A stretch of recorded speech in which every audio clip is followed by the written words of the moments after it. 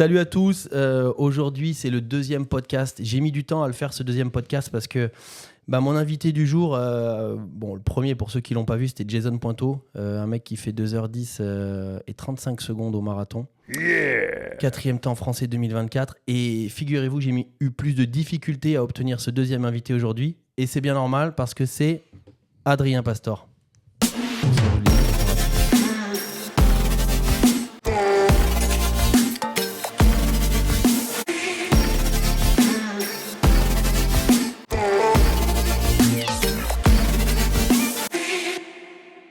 Adrien Pastor, c'est mon cousin. Alors là, vous êtes en train de vous dire, ok, super, je suis tombé sur un podcast, le mec n'a pas d'invité, il a appelé son cousin, la prochaine fois, c'est sa tante. Pas du tout. L'idée que j'ai avec ce podcast, c'est que Adrien a fait un marathon. Et Adrien, c'est un runner amateur, comme vous et moi, pour ceux qui nous regardent, qui un jour a décidé de faire un marathon. Et je me suis dit, ce serait super top d'avoir ces deux oppositions. Jason Pointeau, 2h10, 35 et je l'espère un jour moins de 2h10.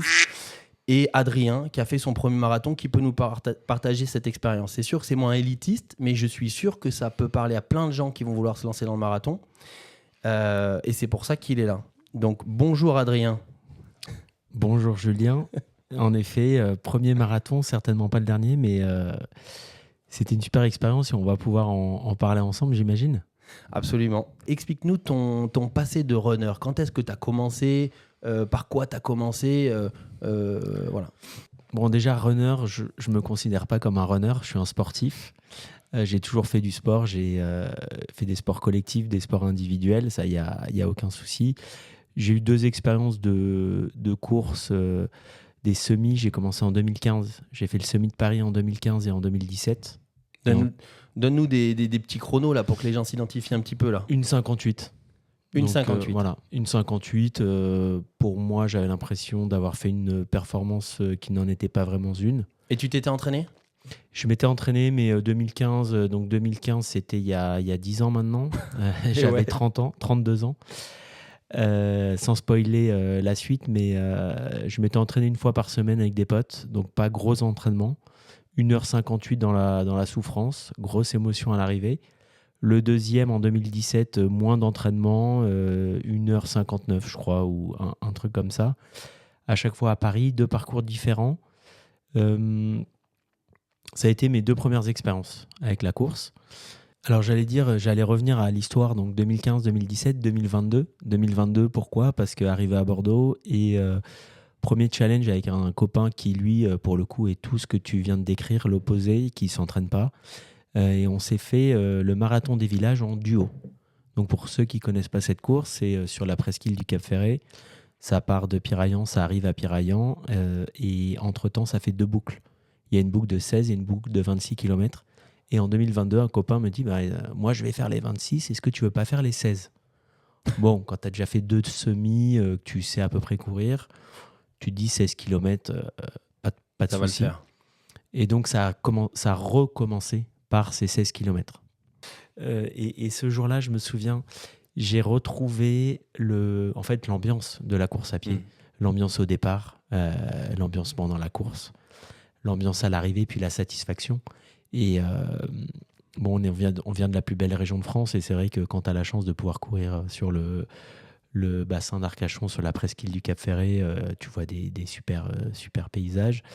Donc, pour revenir au pourquoi du marathon en 2024, c'est qu'en 2022, j'ai remis un peu le pied à l'étrier.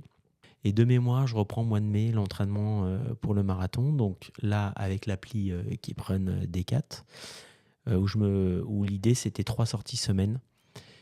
Une sortie courte, une sortie type fractionné et une sortie longue. Ouais. C'était en gros le rythme hebdomadaire avec des montées en charge en termes de distance et de vitesse.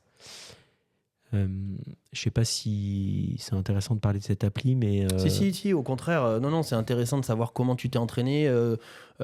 Auparavant, tu suivais pas de plan d'entraînement et là, quand tu as cherché un plan d'entraînement pour faire un marathon, déjà, pourquoi tu as voulu un plan d'entraînement pour un marathon et pas un semi ? Et finalement, tu t'es tourné vers cette appli. Et moi, je connais pas mal de monde qui ont été là-dessus. Ouais. Je m'étais tourné déjà vers cette appli pour le semi. Ok. La raison pour laquelle, c'est très simple. Premièrement, la gratuité. Mmh. C'est une appli gratuite, on s'inscrit. Voilà, c'est facile. Deuxièmement, on m'en a parlé. C'est plusieurs personnes autour de moi qui m'ont dit. Alors moi, il faut le savoir, hein, j'avais pas de montre connectée à l'époque. Je suis avec mon téléphone. Voilà, je me suis acheté des chaussures pour préparer ça, des chaussures de course, mais rien de très folichon. Donc l'idée, c'était la facilité de cette appli, et j'ai trouvé très simple la programmation du programme d'entraînement. Très facile à utiliser, quelques bugs, quelques trucs pas top, mais bon, honnêtement, moi j'ai trouvé ça sympa. J'ai compris après coup que c'était bien de suivre les plans d'entraînement et pas de croire que c'était super de faire les 20 km plus rapidement que ce qui était prévu sur l'appli. Parce qu'en fait, pour toi, tu as l'expérience, mais pour ceux qui ne savent pas, quand on vous demande de courir 28 km, alors là, c'est à la fin de l'entraînement, mais que ce soit des 20 km, des 22 km, moi, je visais quoi comme temps ? Je visais moins de 4 heures au marathon. 3,45, 3,50 sur l'appli, ouais. Donc l'appli, 3,45, 3,50, c'est 5,19 au kilomètre, je crois. Ok. L'appli, elle te dit de courir tes sorties longues à 6. Ouais. Et là, tu comprends pas. 6,12. Je dis, c'est pas normal. Donc on court les sorties longues à 5,30, 35, et on se dit, c'est bien. Le problème, c'est qu'au lieu de courir pendant 1h30, pendant 2 heures, pendant 2h30, on court 1h20, 1h50 et 2h20. Et on accumule de la fatigue. En fait, il y a aussi ce phénomène-là, c'est que si tu cours trop proche de ta... Alors moi, je ne suis pas un expert, hein, mais du tempo, du seuil, etc., tu accumules plus de fatigue et au final, il y a plus de risques de blessure. C'est pour ça qu'on demande généralement de courir en endurance fondamentale, et c'est très très dur pour tout le monde de courir lentement. Ça a quand même un bon côté, c'est que y a une espèce d'exercice physique, c'est-à-dire qu'on habitue ses jambes à rebondir, à avancer. On habitue son cœur à fonctionner lentement, et ça a des bénéfices, et ça évite une certaine fatigue en fait. Voilà. Exactement. Et en plus, y a des sorties où le fractionné, où on en voit. Donc finalement, c'est très complémentaire. J'ai trouvé que ce plan a posteriori était très bien. Ouais, et puis mine de rien, par rapport à tes autres expériences, 10 km, semi-marathon, tu t'étais jamais donné autant de chances d'y arriver, même si là, tu as eu un petit couac, perte de poids, entraînement régulier sur la longueur. Tu étais quand même ultra préparé, donc mentalement, tu te sentais à même de franchir ce cap. Alors, c'est un point important parce qu'en effet, jamais, je dis bien vraiment jamais, je me suis dit que je ne terminerai pas ce marathon. C'est un truc où, pour moi... Et spoiler, hein, il l'a terminé. Hein. Je voulais pas, mais en fait, c'est vrai que mentalement, c'est exactement ce que tu viens de dire. Ce que j'ai adoré dans cette expérience, c'est vraiment toutes les étapes. C'est un peu comme, je sais pas, avoir des enfants. Il y a la grossesse, il y a la naissance, il y a les premiers mots, les premiers pas, l'école. Enfin, il y a toujours un truc nouveau. Là, ce que j'ai trouvé génial, c'est que à chaque étape du process de cette aventure, il y a un truc nouveau. On augmente les kilomètres, on voit qu'on tient. On se fait mal, on voit que finalement, ça résorbe. Donc, mentalement, c'est vrai que j'aurais préféré être à 100% de mes capacités. Je pense que ça n'aurait pas changé énormément de choses parce que plus on est en forme, plus on se croit fort. Donc là, je suis arrivé sur la ligne de départ en sachant que je n'avais pas fait 100% de l'entraînement, mais en étant dans une forme qui n'avait jamais été une forme atteinte auparavant, et où je me disais, de toute façon, 42 km, c'est bon, je les ai. Bien sûr. Non, mais tu les as eus. On avait fait cette fameuse sortie longue de 29, presque 30 km tranquillement. Donc, on avait reconnu le parcours, on était prêt. Bon, on a tenu en haleine nos auditeurs là pendant 25 minutes sur l'avant-marathon. Qu'est-ce qui t'a amené? Donc le défi des 42 ans. Je te propose qu'on arrive sur la course. La veille, alors sans rentrer dans les détails, il y a une vidéo, hein, si vous voulez voir les détails que je vais sortir. Je vais la couper un peu cette vidéo, mais vous allez pouvoir voir un petit peu ceux que ça intéresse, l'envers du décor. Mais la veille de la course, du coup, tu arrives, on est ensemble, et de quoi on discute au niveau de l'allure de l'objectif? Raconte-nous un petit peu. Bah, c'est là où on rigole aujourd'hui. C'est que je vous parlais de maturité et de savoir ménager son corps. Bon, on arrive, en tout cas pour moi, j'arrive à la veille de mon premier marathon. Je suis clairement dans une forme olympique. J'ai jamais été autant en forme. Et là, on est à deux. Et en fait, c'est l'avantage et l'inconvénient d'être à deux, c'est qu'on s'engraine et on commence à faire des plans sur la comète parce qu'on est en forme et qu'en fait, on est persuadé que ce marathon, on ne se pose même pas la question de savoir si on va le terminer. On se demande jusqu'où on va réussir à descendre le chrono. Bah, ce qui est énorme, c'est que, on le voit bien dans la vidéo, c'est que au début, moi, je suis assez conservateur. C'est-à-dire, je dis, bon, quand même, il faut qu'on le finisse, quoi. En gros, je dis ça. Donc, on va partir tranquille, tout ça. Et j'amène et c'est là où mon argumentaire est balayé par Adrien, c'est que je dis, voilà, on va courir 30 km tranquille. Et puis, s'il nous en reste, on va accélérer les 10 derniers. Bon, ben là, Adrien me dit clairement, et Julien, ça n'est jamais arrivé, le fameux negative split, arriver à courir plus vite à la fin, on n'y arrivera pas. Si on veut faire un temps, il faut qu'on le fasse au début. Et c'est vrai qu'à ce moment-là, il n'y a rien qui nous fait penser qu'on ne peut pas le terminer. Donc, cette hypothèse de ne pas le terminer, toi-même, tu la balayes. Ah, exactement. Je ne sais même pas que je la balaye, c'est que pour moi, elle est pas du tout envisageable. Maintenant, la grosse différence, c'est que on en avait parlé avant et comment t'appelles ça? L'inconnu, en tout cas, l'élément qu'on a un peu oublié à ce moment-là et dont tu m'avais parlé, c'est attention, le premier marathon. Et ça, je crois que tu en parles dans tes différents podcasts. Je pense qu'à ce moment-là, il faut arriver à se contrôler et à ne pas être grisé par l'environnement, l'événement, la joie qu'on avait de se retrouver ensemble, le fait de faire ça, d'être dans un lieu magnifique. Il faut le dire, on a été complètement embarqué par l'événement et par ce qu'il y avait autour de nous. Ouais, et puis je me jette pas la pierre aussi parce que, encore une fois, c'est le premier marathon, donc on a fait des erreurs, ça c'est évident. Néanmoins, c'est là où le marathon est assez particulier, même pour nous, amateurs, même si on n'en a pas fait beaucoup, hein, jusqu'ici. On peut quand même déjà entrevoir le fait que c'est un événement particulier, puisque pour ton 10 km ou ton semi, t'es arrivé la fleur au fusil et tu n'as jamais rencontré un problème particulier. On ne peut pas dire que tu as atteint une performance olympique, mais là, ce coup-ci, tu prépares largement ton événement, tu perds du poids, tu prends du temps, c'est un événement attendu. Donc, finalement, il n'y a rien qui, à part la littérature, à part les autres qui ont déjà fait 1 milliard de podcasts sur le sujet qu'on aurait dû regarder, il n'y a rien qui nous dit que le marathon, attention, c'est différent. En fait, il n'y a rien qui le dit et tous les voyants sont, ce que je disais, au vert et au vert fluo clignotant. Et en fait, c'est ça le truc, c'est que on est censé être dans la meilleure forme de sa vie, en tout cas pour le premier. Moi, c'était mon cas. Et ça, c'est quelque chose que je regrette absolument pas parce que cette innocence du non-sachant qui ne sait pas ce qui va se passer, qui se met sur une ligne de départ pour 42 km. Enfin, il faut quand même, historiquement, le premier mec qui a fait un marathon, il en est mort. Donc, il est mort. Bon, il est mort, mais tout ça pour dire que... il est mort parce que c'était il y a longtemps. Puis il était peut-être pas aussi bien préparé que nous, mais tout ça pour dire que moi, ce que j'ai adoré, c'est cette fraîcheur et cette innocence au départ en se disant, bah, bien sûr, on vise 3,45 et puis on verra bien ce qui se passe.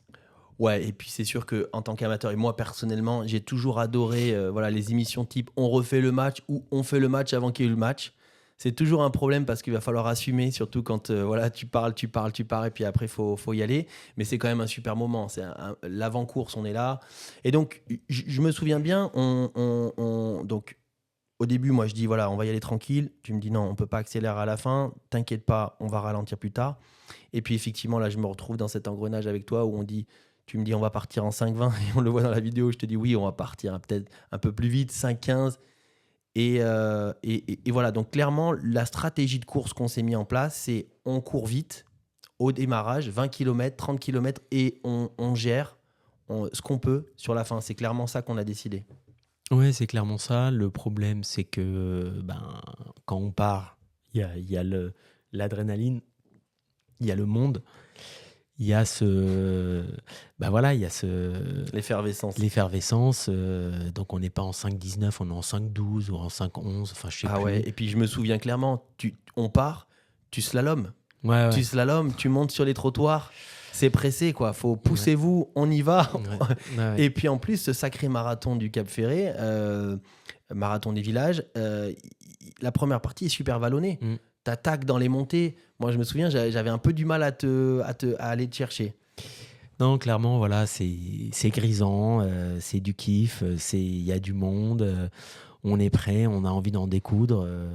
Et puis, ce qui est très drôle, c'est que, en tout cas moi personnellement, je pense que c'est très loin dans la course où j'ai commencé à me dire quand est-ce qu'on arrive. Parce qu'en fait, quand on part pour 42, on part, on ne sait pas quand on arrive et on ne commence pas à compter les kilomètres, quoi. Donc, il y a ce côté-là, voilà, grisant.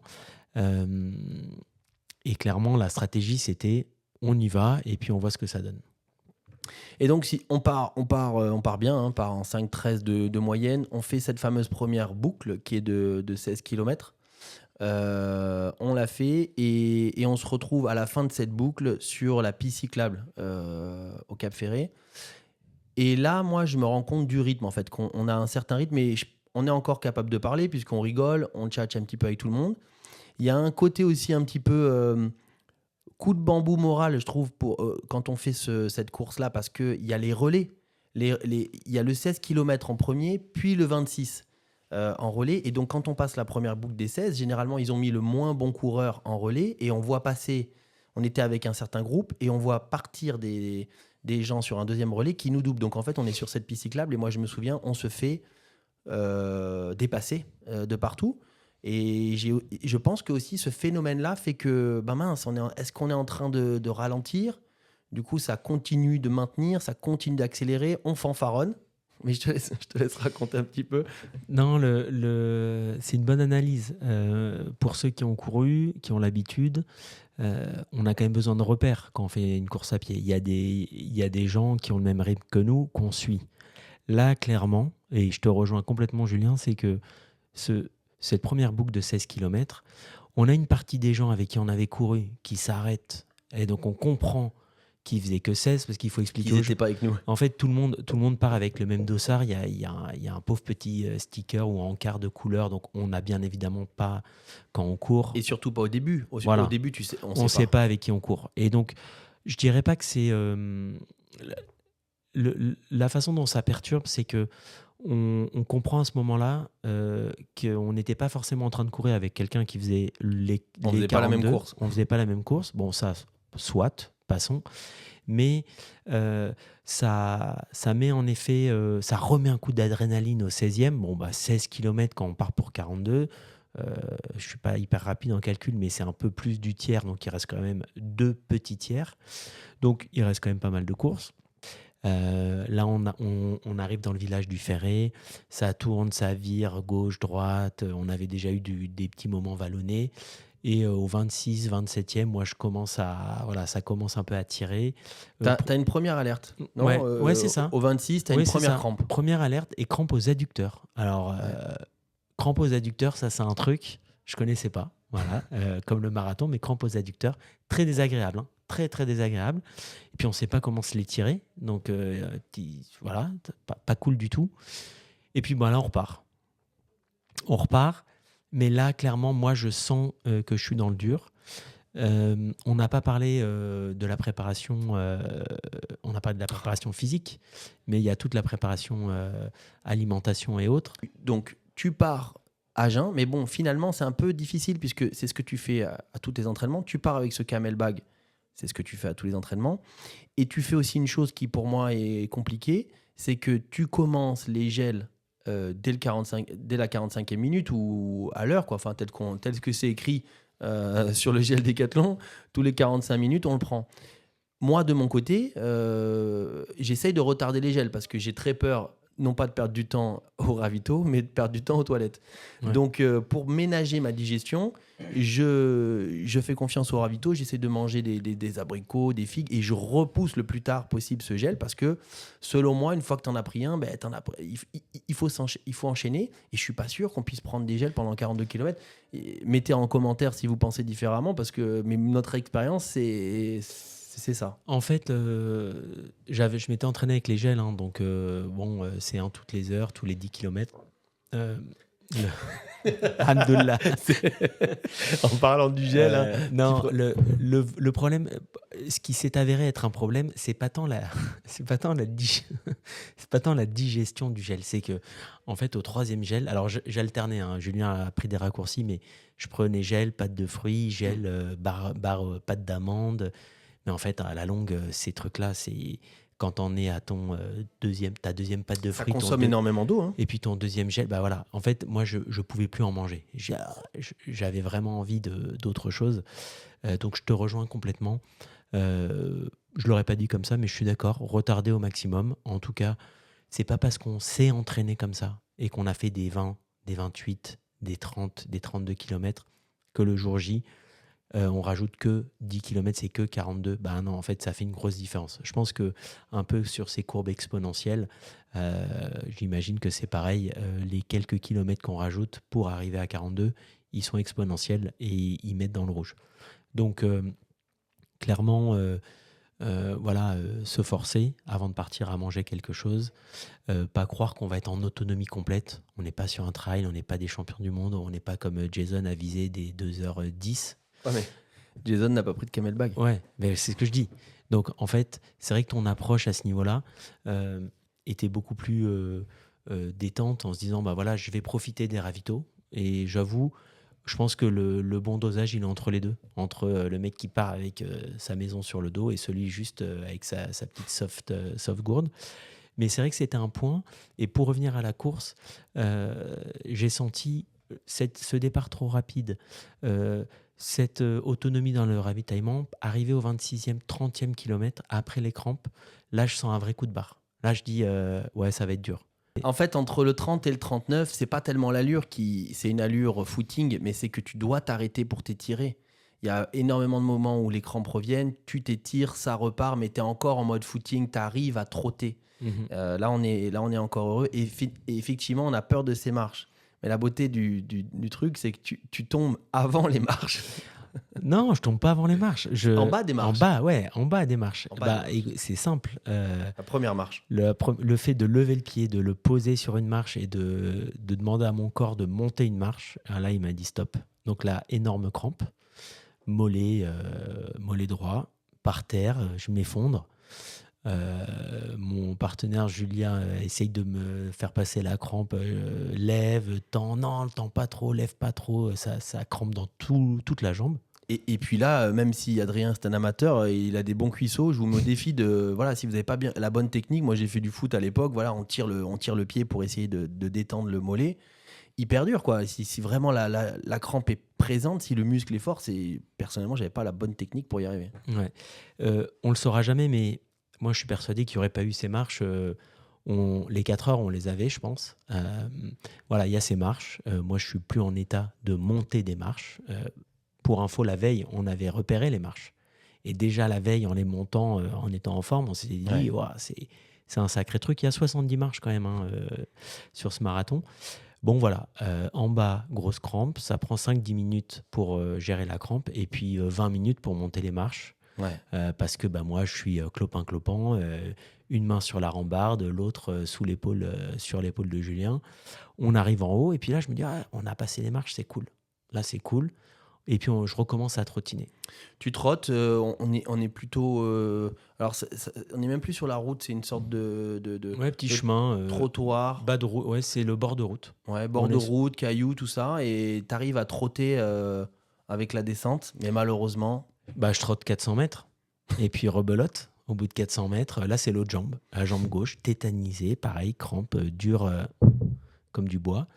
Et là, on tombe sur un mec de l'organisation qui s'avère être un infirmier urgentiste, multimarathonien, Ironman.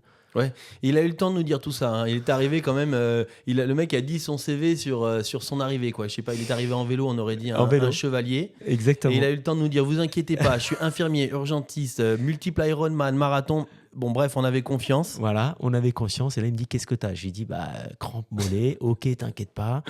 Alors là, c'était pas la même technique, comme disait Julien. Là, c'est on griffe le mollet, on tape coup de poing dans le mollet, très violent, mais tellement efficace. Ah ouais, moi, quand il te met... alors frapper, je m'en souviens plus bien, mais je vois bien qu'il plante ses doigts dans ton muscle et je vois vraiment la satisfaction dans ton regard. Tu lui dis merci comme si, voilà, vraiment, c'était un soulagement profond. Et tu te relèves et tu peux repartir. Alors, je me relève. Attention, parce que là, il se met en position devant moi, chaise, avec ses bras pour m'aider à me relever comme un petit vieux. Moi, intérieurement, je me dis, il y a 9 chances sur 10 que la crampe reparte, que je sois même pas capable de me lever. Grâce à lui, encore une fois, à sa technique, parce qu'en fait, c'est que de la technique. Grâce à sa technique, il m'aide à me lever. Donc là, je suis debout. Et clairement, il me dit, il y a 2 solutions. Soit je vous mets dans la voiturette, vous êtes au 39e, soit vous finissez les 3 derniers kilomètres en marchant. Parce que clairement, à ce moment-là, mon corps dit stop. Je pense que je suis en déficit d'eau, de sels minéraux, de tout. Voilà. Bon, il n'y a que juste le mental où je suis là en mode, de toute façon, je ne vais pas m'arrêter. Et à ce moment-là, on termine et on reprend en marchant parce que c'est impossible de trotter, d'être en suspension. Non. Donc, à ce moment-là, c'est 3 kilomètres qui s'offrent à nous, de balade, de discussion. On n'est plus du tout dans la performance ou dans le chrono. Ouais, mais là, on piétine. Là, on piétine, c'est sauver le soldat Ryan. Ouais, quoi. C'est ça, exactement. Pour ceux qui ne savent pas, je suis dans l'aide à la personne. Et là, je suis le client d'une de mes auxiliaires de vie. D'un de mes auxiliaires de vie, on marche tout doucement. Je ne sais plus combien on fait, mais on fait les derniers kilomètres en 12 minutes au kilomètre, je crois. On est vraiment très, très lent. Mais bon, voilà, l'idée, c'est de terminer, d'arriver sur cette ligne d'arrivée. La grosse réussite, c'est qu'on a passé le panneau arrivé. La frustration, c'est que je l'ai passé en marchant, sans courir. Et ça, je dois avouer, je me sens quand même...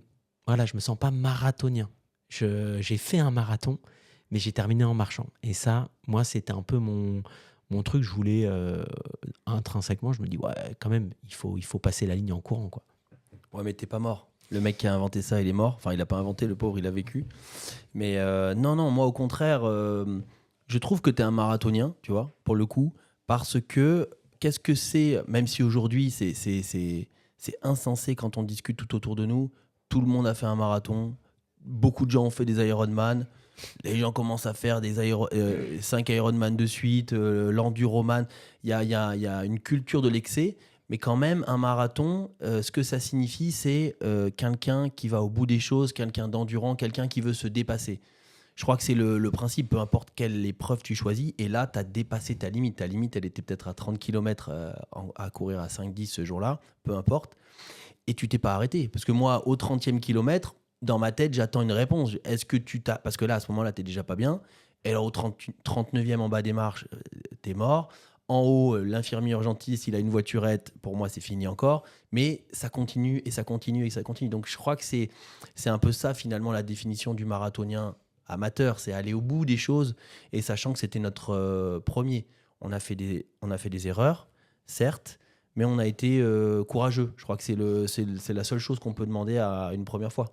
Ouais, et ce qui est drôle, c'est que, comme souvent dans la vie, on retient que les bonnes choses. Et pour l'anecdote, j'ai eu ma femme au téléphone dans la foulée qui n'avait pas pu être là. Et je ne sais plus exactement ce que je lui dis. Mais quand on en reparle 2-3 jours plus tard et que j'aimais l'idée très sûre de moi de refaire ce marathon en 2025, elle me dit, mais tu te souviens pas ce que tu m'as dit il y a 3 jours? Je fais, non, mais c'était un calvaire, un enfer. Comment tu peux envisager de refaire ça? Je lui dis, Ouais, c'était dur, c'est clair. Et tu l'as dit, en fait, ce qui est hyper agréable et ce qui, en tout cas, moi, m'a apporté, c'était d'aller au-delà de mes limites, ce qui a clairement été le cas ce jour-là. Euh, Il y a plein d'erreurs, hein. Il y a plein d'erreurs que j'ai faites, alors qu'on a faites, mais que j'ai faites. Euh, et je pense que ce qui est intéressant, c'est au final l'expérience, premier marathon. Je pense qu'il faut clairement identifier ça. Il y a un premier marathon, il y en a d'autres. On va dans des... En tout cas pour moi, hein, comme vous avez pu le suivre sur ces 59 dernières minutes que vous avez écoutées attentivement, bien évidemment. Je suis pas un coureur, je suis un coureur du dimanche. Donc c'était vraiment une première. Je sortais de ma zone de confort. Ce qui est hyper intéressant, c'est de sortir de cette zone, de voir ce qu'on a dans les tripes. Il y a plein d'erreurs qui sont faites. Mais au final, je pense que le deuxième va être complètement différent. Et, euh, et pour reprendre ce que tu disais, il y a plein de petits conseils qui pour moi sont intéressants. Bon, ben justement, Adrien, Oui, Julien. pour ceux qui ont attendu jusque-là, Mhm. ou ceux qui regardent la petite capsule, les conseils d'Adrien Pastor pour un premier marathon, c'est quoi? Alors, les conseils pour un premier marathon, c'est très simple. Déjà, faut partir se faire plaisir. Pour moi, c'est la performance, ça a un peu pris le dessus. En fait, il faut juste partir pour du kiff, se dire qu'on va faire 42 km. Bon, une fois qu'on a dit ça, on n'a pas dit grand-chose. Ce que tu as dit tout à l'heure, finalement, un marathon, je pense que c'est 30 km de jogging et 12 km de course. Il faut absolument arriver à se raisonner sur le début de la course. On part pour un marathon, pour son premier marathon. On n'a jamais été autant en forme. Donc on est complètement grisé par sa condition physique. Il faut absolument se raisonner, partir doucement. Vraiment. Hein. Et tu avais raison. Et mon argument qui a fait mouche, j'aurais mieux fait de ne pas le sortir. Il faut partir lentement. Il faut s'écouter. Et ensuite, on avait je me souviens, on avait cette hantise, c'était de faire des choses qu'on n'avait jamais fait à l'entraînement. Pas manger la veille un truc, pas changer de chaussettes, pas faire ci, pas faire ça. En fait, moi, dans mon cas, faire exactement ce qu'on fait à l'entraînement, ça marche pas non plus complètement parce que t'as jamais fait 42 km. Donc, manger avant. Moi, je suis parti le ventre vide. C'est une grosse bêtise. Vraiment manger avant. Et puis s'écouter. Voilà. On a raconté l'anecdote de ce coureur qu'on a voulu suivre. Ça nous a mis dedans. Et tu le sentais? Ouais, en plus je l'ai senti, exactement. Mais bon, c'est facile à dire après. Hein. Voilà. Donc bien s'entraîner, ça a été un kiff. Partir quand même avec quelque chose dans le ventre et puis partir doucement. Partir doucement pour se permettre de profiter sur la fin de course. Au niveau ravitaillement, nutrition, ok, tu as dit qu'il fallait manger avant. Je pense que 90% des gens se disent ok, ça je le savais.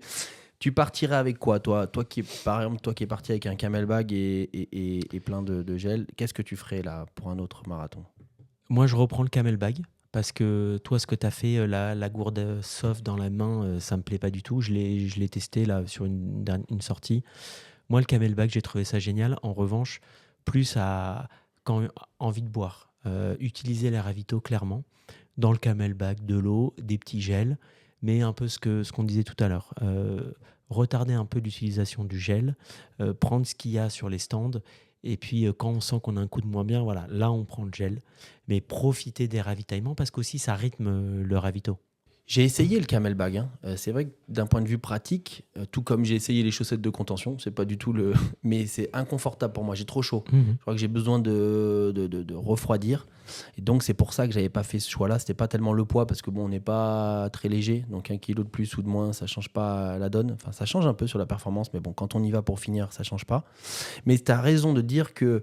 Au marathon des villages, je pense que c'est à peu près tout le temps pareil. C'était tous les 4 km, par exemple. Donc, c'était un rythme. Pour moi, je prenais de l'eau, je prenais un petit peu d'abricot et ça repartait. Et on attendra le prochain ravito, etc. Donc, ça, c'est assez intéressant comme approche.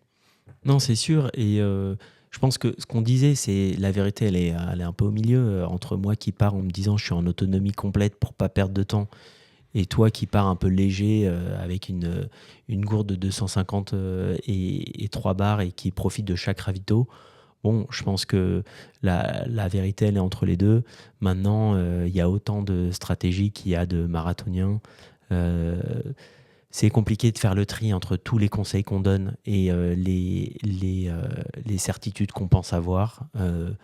Faut vraiment, pour moi, le conseil ultime, c'est partir en souhaitant terminer, pas se fixer d'objectifs de temps parce que on ne sait pas sur quoi on se lance. C'est pas insurmontable, hein, clairement pas, et vraiment, moi, ça a été un plaisir. Maintenant, l'objectif de temps, il nous a pris beaucoup d'influx nerveux, beaucoup d'énergie, et puis le jour de la course, bon, bah, on s'est un peu cramé, brûlé les ailes, mais maintenant, c'est un premier marathon, c'est comme une première. Tu disais tout à l'heure, voilà, la première fois, on fait des trucs bien et il y a des erreurs qu'on peut faire. Ce qui est important, c'est d'en tirer les bonnes conséquences pour la deuxième. Ouais, clairement.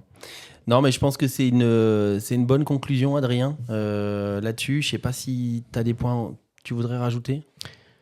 Écoute, non, ce que j'ai trouvé, en tout cas pour moi, c'est toute l'aventure marathon qui a été intéressante.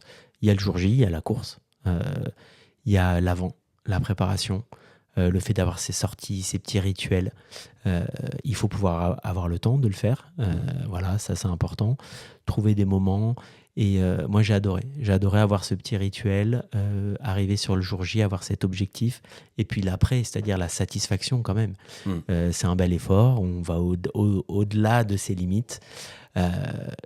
Tu disais, on est dans des environnements, toi et moi, sportifs, donc on connaît beaucoup de marathoniens, des gens qui font des Ironman, mais quand on sort un peu de ce cercle, finalement, quand tu dis marathon, il y a beaucoup de gens pour qui ça représente quelque chose de un peu inaccessible. Souviens-toi, la première fois qu'on en a parlé, tu me dis, ah non, moi, un marathon, jamais de la vie. Complètement. Sauf erreur de ma part, tu te prépares pour ton deuxième. Bon, ça fera l'objet d'un autre podcast, mais c'est pour montrer que finalement, voilà, il y a cette aventure humaine qui est géniale, et je pense que le meilleur conseil, c'est d'y aller quand on pense qu'on peut y aller, quand on a une fenêtre de tir, une opportunité dans la vie, un moment, voilà, ça représente quelque chose. Pour toi et moi, c'était l'année des 42. Bon, c'est symbolique, fallait un prétexte, on l'a trouvé. Il y en aura d'autres pour certaines personnes, mais je pense que le plus important, c'est d'y aller pour les bonnes raisons. Et justement, là, fais-nous rêver. Est-ce que toi, tu vas faire un deuxième marathon pour tous ceux qui te suivent sur Instagram ? Bien sûr, bien sûr. Non, bien sûr. Je pense que c'est un peu ce qui transpire de cet échange. C'est que c'était une super expérience qui s'est passée comme elle s'est passée pour les raisons qu'on vient de développer pendant les 48 dernières heures de direct. Il y en aura une prochaine. J'espère le Marathon des Villages 2025, quand ils ouvriront l'abonnement, l'inscription. J'ai hâte de me retrouver en bas de ces marches au 39e et de pouvoir les monter en moonwalk ou trouver un truc. Voilà. Non, bien sûr, il y en aura un deuxième. Peut-être plusieurs. Je ne deviendrai pas un accro, quoique. J'avais dit que j'en ferais qu'un et pas deux. Moi, j'ai adoré. J'invite tout le monde à se lancer dans ce défi. Et d'ailleurs, moi, c'était 42 parce que j'avais déjà fait 10 km et semi. Mais ça peut être un 10. Exactement. J'ai des personnes dans mon entourage qui avaient jamais couru et qui sont mis à faire des 5 km, des 10 km. Le plus important, c'est le challenge que ça représente pour chacun. Et ça rend humble face à la performance. Certains vont faire des ultra-trails, d'autres des 5 km. Voilà. C'est ça qui est cool, c'est que la course à pied, c'est quand même accessible au plus grand nombre. Et je me rappelle, quand j'ai repris la course à pied, je faisais mes 5 km, je rentrais, j'étais pas bien. 2 ans plus tard, c'est un marathon. Je n'étais pas bien non plus à l'arrivée, mais il y avait un petit peu plus de kilomètres. Mais t'es passé. Bon, écoute, un grand merci Adrien pour ce témoignage qui est authentique. Moi qui m'a plu, j'ai adoré faire cette expérience avec toi. J'ai adoré faire ce podcast bien sûr et j'espère qu'on va vivre d'autres aventures. J'espère vraiment, même si j'ai conscience que notre petit podcast est infime dans ce monde de réseaux sociaux, etc. Mais peut-être qu'il y a certaines personnes qui ont regardé et qui vont bénéficier de ton conseil, à savoir vivre l'expérience. C'est pour résumer ce que tu nous as dit. On a une petite coutume dans ce dans ces podcasts, c'est de danser sur le jingle. Donc, je te propose de donner ta meilleure danse et encore merci d'être venu avec nous. Merci à toi, Julien. Il est bien le jingle. Fallait pas me demander. On adore. Je sais pas qui l'a fait, mais c'est top. On va bientôt me demander les droits d'auteur. Merci Adrien. Merci à toi, Julien. Merci à vous. Enfin, à toi qui me regarde. À vous deux. Merci maman de nous regarder jusqu'au bout.